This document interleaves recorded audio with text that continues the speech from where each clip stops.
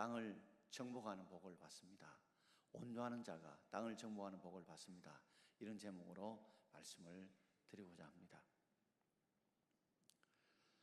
보통 이렇게 암에 걸리게 되면 1기, 2기, 3기, 4기가 있지만 보통 암에 걸리게 되면 대부분의 사람들은 낙심하게 됩니다. 그리고 자기도 모르는 사이 누구 때문에 또 무엇 때문에 내게는 병에 걸렸다는 것 때문에 원망하게 되어지고, 마치 암을 고질병처럼 우리가 생각하다 보니 암을 치료하기 위해서 치료를 해도 효과가 1기, 2기, 3기를 다 합쳐보면 약 한 38% 정도가 된다고 합니다. 그런데 이 고질병에 이 질자에다 점 하나를 더 붙여서 고칠병으로 생각을 하게 되면 똑같은 병에 걸려도 똑같이 치료를 하고 치료약을 먹으면 약 그 효과가 한 70% 정도까지 높아진다고 합니다. 똑같은 병에 걸렸는데도 불구하고 똑같은 치료약을 투약해도 그만큼 우리의 마음의 자세가 고질병으로 생각하느냐 아니면 고칠병으로 생각하느냐에 따라서 그만큼 효과가 거의 2배 가까이 나타난다고 합니다. 이처럼 우리가 어떤 마음을 가지냐는 게 참 중요하죠. 삶의 모든 문제에서도 우리가 부정적으로 생각하는 사람과 긍정적으로 생각하는 사람은 똑같은 환경에 부딪혀도 그 삶에 대응하는 자세나 또 견디는 힘들이 훨씬 달라지게 되어집니다.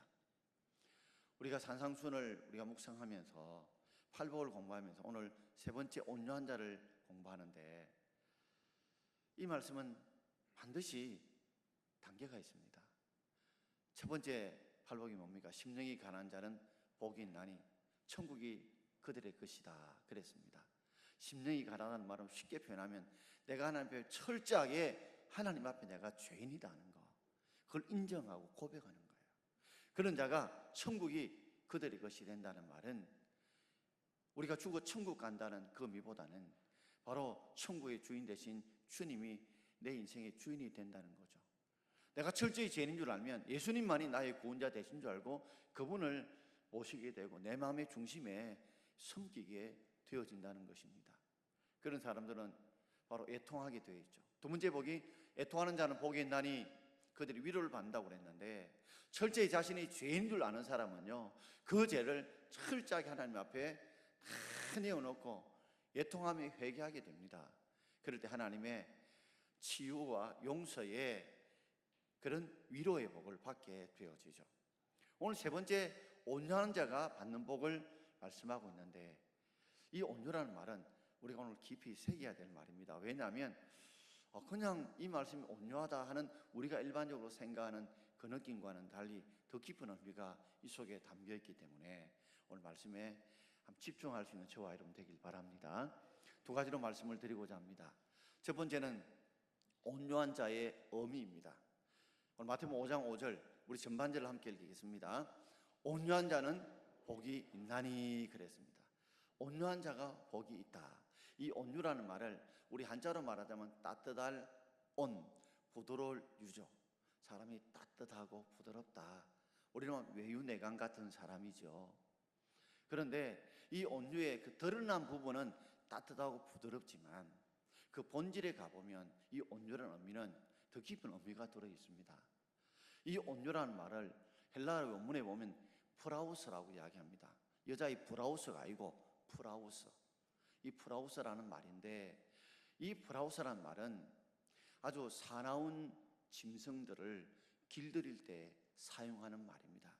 마치 서커스를 할 때에 서커스 조련사들이 재치기나 막대기를 하나 가지고 자기보다 더 사납고 힘이 센 이 사자들을 갖다가 조련하고 다스리잖아요. 길들이잖아요. 분명히 사나운 사자가 조련사보다 힘이 셉니다. 능히 이길 수 있습니다.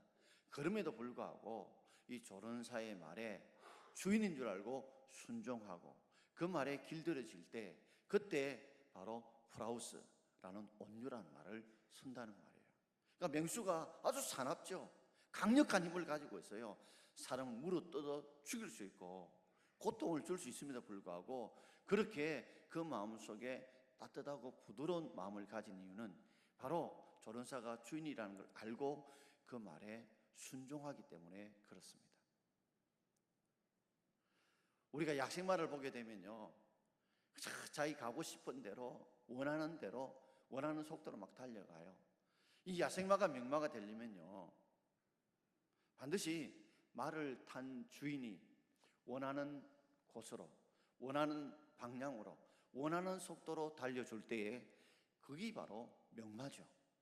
아무리 말이 잘 달리고 빨리 달린다 할지라도 말 탄 주인이 원하는 곳으로, 원하는 속도로 달려줘야, 그래야 그것이 참 명마가 아닙니까? 그렇다면 이렇게 한번 생각해 볼까요? 우리가 말이라고 한다면 우리 말 위에 탄 분이 누굴까요? 바로 우리 구주 예수님이시죠. 우리 인생은 마치 말과 같이 말을 탄 주인 되신 예수님께서 원하는 곳으로, 또 원하는 속도로, 원하는 방향으로 우리가 달려갈 때, 멈추랄 때 멈추고, 달려갈 때 달려가고, 빨리 가라면 빨리 가고, 늦게 가라면 늦게 가고, 오른쪽으로 하면 오른쪽 가고, 왼쪽으로 하면 왼쪽 가고, 이렇게 주인이, 말탄 주인이 원하는 방향과 속도로 달리고 해결나갈 때 바로 그 말이 온유하다는 말이에요. 그게 바로 프라우사라는 말이죠. 그렇습니다. 철저하게 자신이 죄인 줄 아는 사람은 예수 그리스도의 구세주 앞에 엎드리게 되고, 그런 사람은 자신의 죄를 철저하게 애통하며 내어놓게 되죠.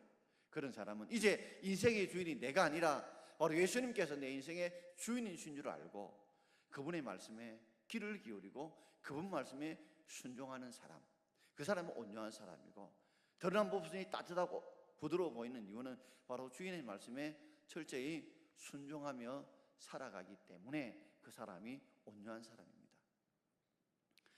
저 역시도 사람이기 때문에 어떤 때는 주위의 어떤 사람들이 예의에 벗어난 말이나 행동을 하면 저도 마음이 상할 때가 있습니다.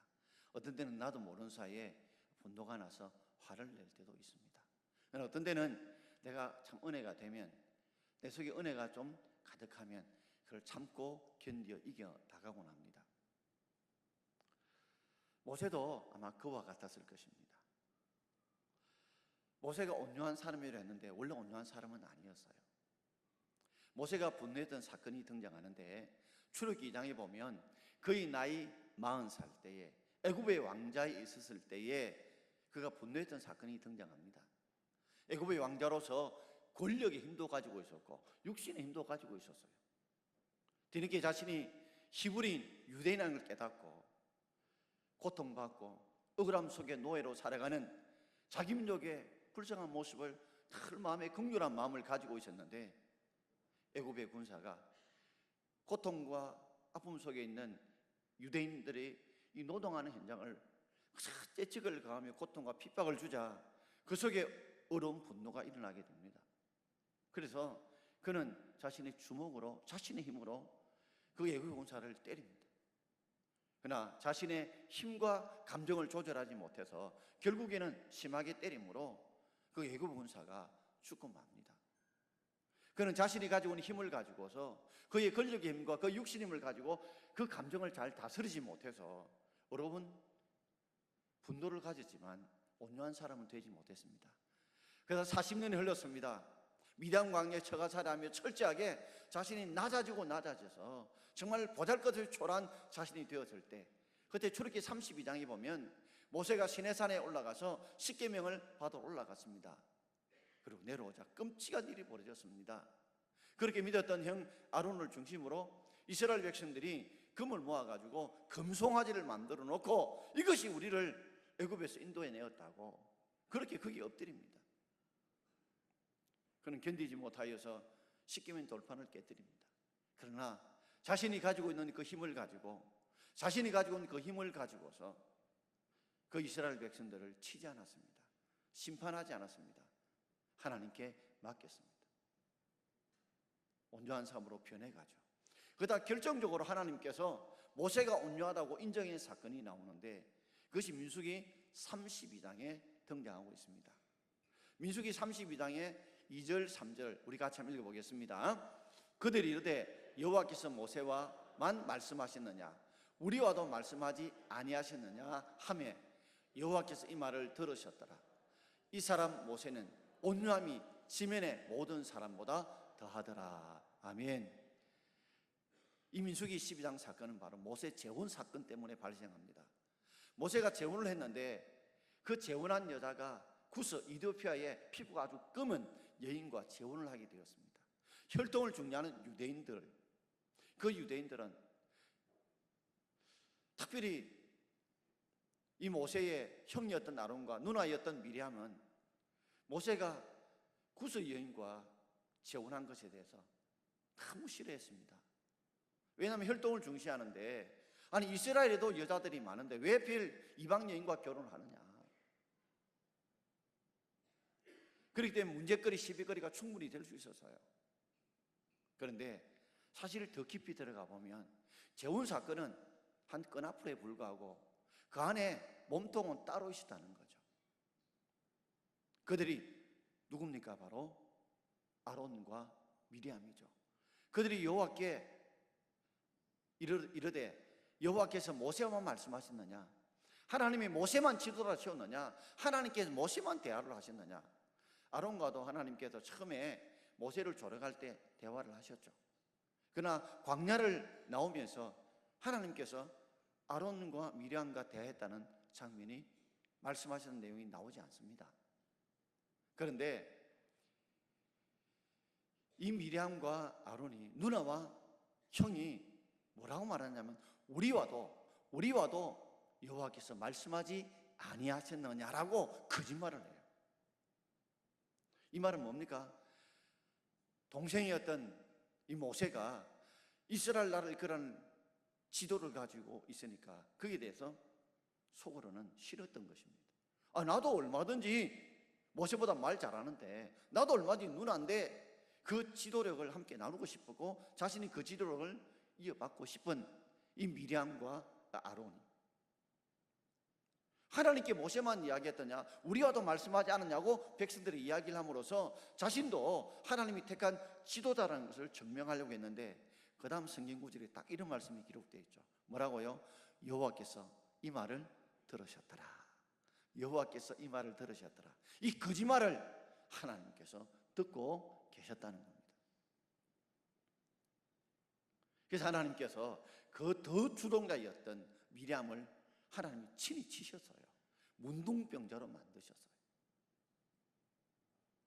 그러면서 하나님께서 모세를 온유한 사람인데 지면 땅에서 밟고 있는 사람들 중에서 모든 사람보다 더하더라 하면서 진짜 온유한 사람이라고 주님께서, 우리 하나님께서 그렇게 친히 인정해 주십니다. 그 이유는 뭘까요? 우리 같으면 형이나 누나가 적어도 동생의 지도력을 막아주는 방어막이 되어주든지 그늘막이 되어줘야 됨에도 불구하고 형이 누나가 동생이 지도력을 험담해서 끌어내려서 자신이 지도가 되려고 했으니까 얼마나 모세가 힘들었겠습니까? 또 백성들 볼 때도 얼마나 부끄러웠을까요? 여러분 한번 생각해 보십시오. 가족끼리 리더십을 놓고 서로 내가 그것을 차지하겠다 할 때에 백성들이 볼 때 얼마나 꼴불견이겠습니까? 그런 상황 속에서 하나님께 참다 못하여서 더 주동자였던 미리암 문둥병자를 만들었을 때 모세가 어떻게 해요? 참 잘 되었다, 그렇게 나에게 대항하더니 꼴 좋다 라고 고소하게 생각하지 않았습니다. 우리 하나님께 매달려서 문둥병을 고쳐달라고, 누나의 이 병을 고쳐달라고 주님께 간절히 매달리고 기도하지 않습니까? 이 모습이 바로 자신이 가지고 있는 힘을 가지고 심판하지 않고 핍박하지 않고 오히려 살려달라고 주님 앞에 매달려 기도하는 그 모습이 바로 온유한 자의 모습인 줄 믿습니다. 그 모습을 보시고 이 땅의 모든 지면에 사는 사람들 중에 모세보다 더 온유한 사람이 없다고 주님께서 인정해 주신 것입니다. 우리도 물질의 힘을 가지고 있고 권력의 힘을 가지고 있고 부모라는 힘을 가지고 있고 우리가 세상에 경험의 힘을 가지고 있고 지식의 힘을 가지고 있을 때 그것을 내 욕심대로 내 생각대로 여러분 사용하는 것이 아니라 하나님이 원하시고 기뻐하는 그 뜻을 따라 사용할 때 그런 자가 온유한 자요, 그런 자에게 하나님께서 땅을 기업으로 주는 복을 주실 줄 믿습니다. 그래서 모세가 나중에는 어떤 복을 받았어요? 가나안 땅을 기업으로 차지하는 복을 받게 되었죠. 또 신약에서 온유한 사람을 이야기할 때 예수님이 친히 자신을 온유한 자라고 고백하셨습니다. 마태복음 11장 29절 말씀을 함께 읽겠습니다. 나는 마음이 온유하고 겸손하니 나의 멍에를 메고 내게 배우라. 그리하면 너희 마음이 쉼을 얻으리라. 예수님이 친히 자신이 온유하고 겸손하고 그랬습니다. 온유와 겸손은 동전의 양면, 손바닥의 양면과 같이 항상 쌍으로 움직입니다. 왜요? 온유하다는 말이 뭐라고 했습니까? 주인의 말에 철저히 순종하고 따르는 거죠. 힘을 가지고 있어도 내 감정 따라, 내 힘을 따라 사용하지 않고 우리의 주인 대신 우리 주님의 말씀 앞에 순종하여 따라가는 삶이죠.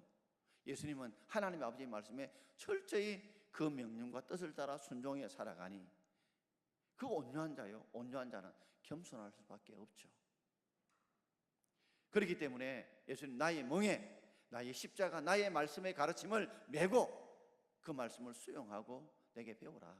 그러면 너희들이 참 쉼을, 참 평안을 누릴 것이라고 말씀하셨어요. 예수님께서 온유하다는 것을 결정적으로 보여준 사건이 베드로전서 2장 23절에 등장하고 있습니다. 그래서 2장 23절 같이 읽겠습니다. 욕을 당하시되 맞대어 욕하지 아니하시고 고난을 당하시되 위협하지 아니하시고 오직 공의로 심판하신 이에게 부탁하시며. 예수님 십자가에서 고난 당하 죽으실 때 그들이 얼마나 조롱과 멸시와 침뱉음과 욕을 했습니까? 욕을 당했지만 자신이 충분히 그들을 심판할 만한 주님의 힘을 가지고 있었지만 맞대어 욕하지 않으셨습니다. 그리고 죄 없이 억울하게 십자가에 고난당하고 죽으셨지만 그 힘을 가지고 위협하지 않으셨습니다. 이게 온유죠. 그러면서 뭐라고 말합니까? 오직 공의로 심판한 이에게 부탁해 하셨다. 오직이란 말은 영에서 그러나 반대 뜻이죠. 그러나 공의로 심판하신 하나님 아버지 앞에 이 모든 것들을 맡겼다는 거죠. 욕을 당하고 고난을 당했지만 내가 힘이 있지만 내 힘을 가지고 내 마음대로 내 감정대로 사용하지 않고 하나님 앞에 맡기고 하나님이 원하시고 기뻐하는 대로 순종해서 살아가는 이 온유함을 가진 분이 예수님이셨습니다. 그런데 이 온유라는 것이 사람이 타고난 성품은 절대 아니라는 거. 교훈은 바로 성경의 9가지 열매를 보게 되면 이 온유는 성령의 열매입니다. 갈라디아 5장 22절 23절 말씀을 우리 같이 읽어보겠습니다. 오직 성령의 열매는 사랑과 희락과 화평과 오래 참음과 자비와 양성과 충성과 온유와 절제니 이것을 같은 것을 금지할 법이 없느니라. 성령 9가지 열매가 다 두 글자인데 딱 네 번째 열매가 오래 참음입니다. 좀 외우기 힘들거든. 성령 9가지의 네 번째 열매가 오래 참음인 거라서 한번 끈을 읽으면 여러분 외우기 쉬울 줄 압니다. 근데 온유도 성령 9가지 열매죠. 이 말은 성령의 지배를 받을 때, 성령의 충만을 받을 때, 성령의 감동에 순종할 때 맺어지는 열매가 바로 뭐라고요? 온유라는 열매입니다. 그러니 이건 탁월한 열매가 아니에요. 우리가 철저하게 자신의 죄인됨을 알고 심령이 가난해서 그리고 자신의 죄를 내고 철저히 하나님께 애통하며 회개할 때에 그때 하나님만이 나를 지배하시옵소서, 나를 다스려 주옵소서, 하나님이 나의 왕이 되셔서 나를 지배하고 다스리고 내가 순종하겠다고 할 때 바로 하나님의 나라가 이루어질 때 그때 우리에게 맺혀지는 열매가 바로 온유라는 것입니다. 그러므로 온유의 열매를 맺기 위해서 그저 맺어지는가 철저하게 자신이 죄인됨을 깨닫는 심령의 가난함이 먼저 거쳐야 되고 그 죄를 철저하게 내놓고 애통하며 회개하는 이 애통하는 것을 거쳐야 우리가 비로소 온유한 자의 복을 받을 수 있는 줄 믿습니다. 두 번째로 그렇다면 온유한 자가 받을 복이 뭘까요? 땅을 기업으로 받는 복인데 마태복음 5장 5절 말씀을 우리 함께 읽어보겠습니다. 온유한 자는 복이 있나니 그들이 땅을 기업으로 받을 것입니다. 기업이라고 하니까 이게 뭐지 싶은데 이 유산이거든요.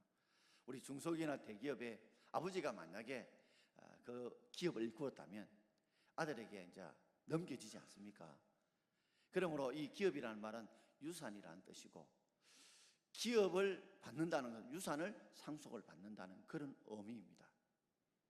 우리가 하나님 앞에 철저하게 주의 말씀에 길들여지고 철저히 그 말에 귀를 기울이고 순종하는 삶을 사는 자는 어떤 복을 하나님이 주시느냐?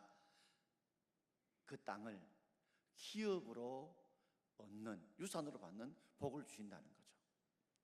한마디로 말하자면 우리의 지경이 넓혀지는 복을 주시는 것입니다. 야베스의 복이죠. 우리의 물질의 지경도 넓어지게 만드시고, 우리의 신앙의 지경도 넓어지게 만드시고, 우리의 자녀의 지경도 넓어지게 만드시고, 우리의 심령의 평안의 지경도 넓어지게 만드시는 이 야베스의 복이 바로 땅을 기업으로 받는 자의 복입니다.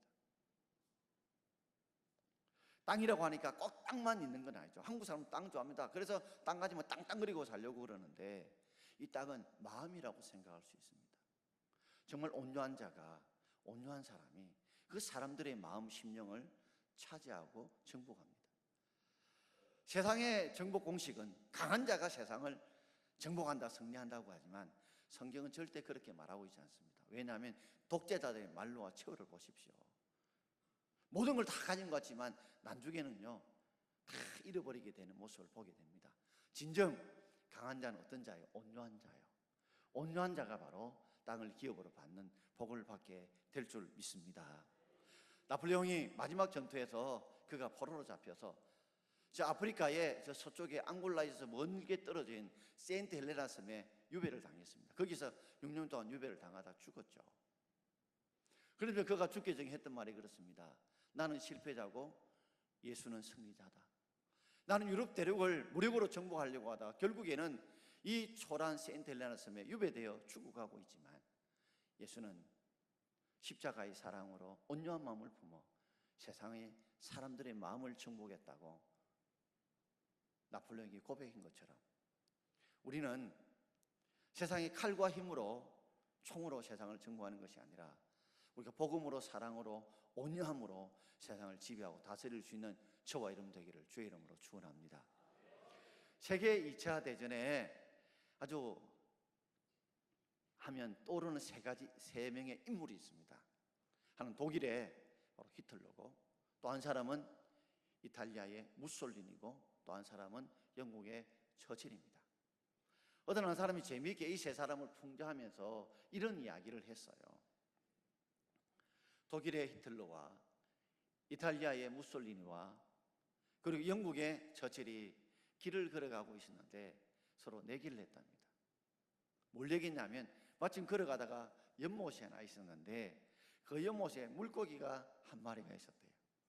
누가 그 물고기를 잡느냐, 그 자가 승자다 하고 내기를 걸었는데, 내기를 걸자란 말이 나오자마자 총을 빼서 히틀러가 물고기를 빵 쏘았어요. 근데 물고기가 요리조리 피하고 말았습니다. 그러자 무솔리니가 바로 바지를 걷고 그 연못 속에 들어가서 물고기를 잡으려고 이렇게 저렇게 애쓰지만 무솔리니 역시 물고기를 잡지 못했어요. 세 번째 처칠이 연못에 들어가서 천천히 바가지가 물을 한 번, 두 바가지, 세 바가지 물을 퍼내는 것입니다.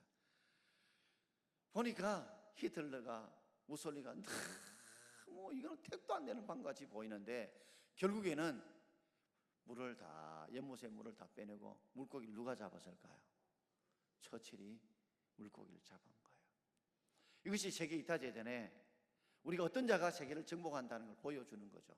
알다시피 히틀러는 아주 강력한 카리스마를 가졌지만 결국에는 자기 총으로 자살하여 죽고 말았고, 무솔리는 히틀러가 자살하기 하루 전날에 그 백성들의 일어나는 폭동에 의해서 공개 처형되고 난 뒤에 그가 광장에 그 죽었던 시신이 거꾸로 매달려서 시신이 완전히 부패할 때까지 그 광장에 매달려서 비참하게 그 인생을 종말을 고했다고 그러죠.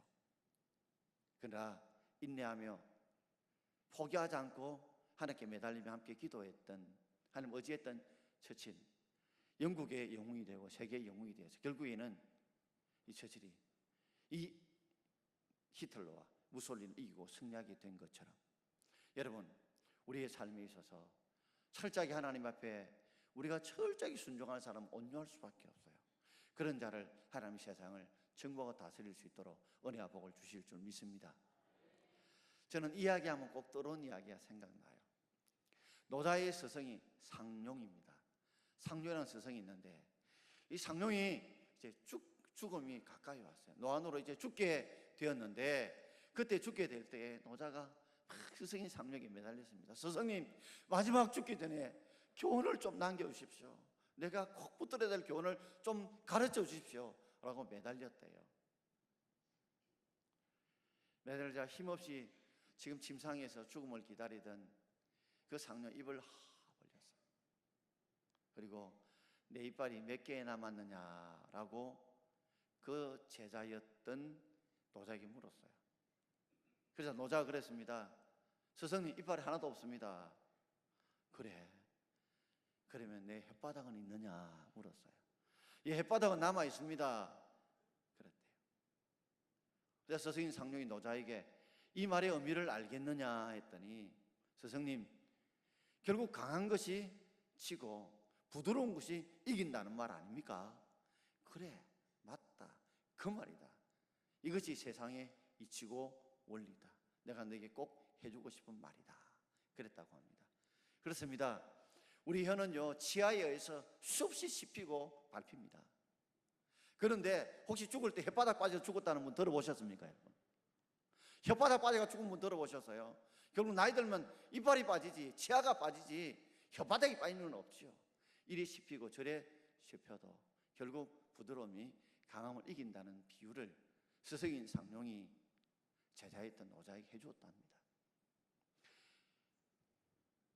우리 이솝에 보면 이런 이야기 너무 잘 알고 계시죠?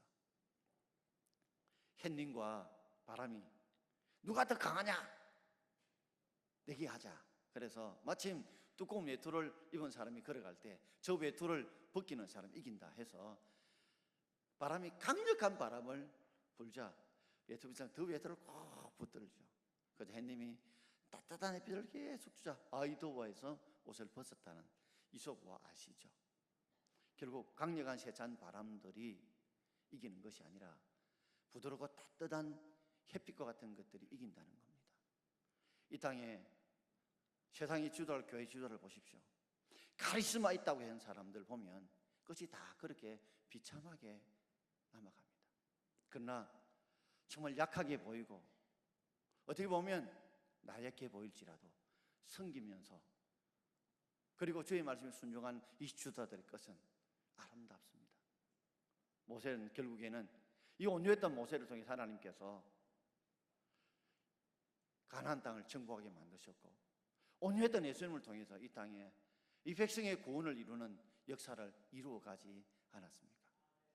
사랑하는 성도 여러분, 오늘 여러분들이 다 온유한 자 되어서 땅을 기업으로 받는 복을 하나님께로부터 받기를 주의 이름으로 축원합니다. 세상 방식을 따르지 마십시오. 세상의 독재자들 카리스마 리더십이 있어가 일사불란 움직임 같이 보여도 결국 이빨처럼 치아처럼 다 빠져버리고 맙니다. 부드러운 혀처럼 끝까지 철저히 하나님 말씀에 여러분 순종하시고 그 말씀에 이끌림을 따라 순종하여 살아가면 하나님이 세상을 지배하고 다스리도록 그 성도들과 자녀의 마음을 정복하고 다스리도록 하나님이 만들어 줄 줄 믿고, 그러기 위해서 철저하게 먼저 내가 철저하게 자신의 죄인됨을 깨닫는 심령의 가난한 자의 은혜를 받으시고 그 죄 때문에 철저하게 애통하고 부르짖는 그런 은혜를 받으셔서 이제는 내가 철저하게 주의 말씀에 순종하며 살아가겠다고 하는 그런 온전한 자가 되어서 이런 복을 받기를 주의 이름으로 축원드립니다.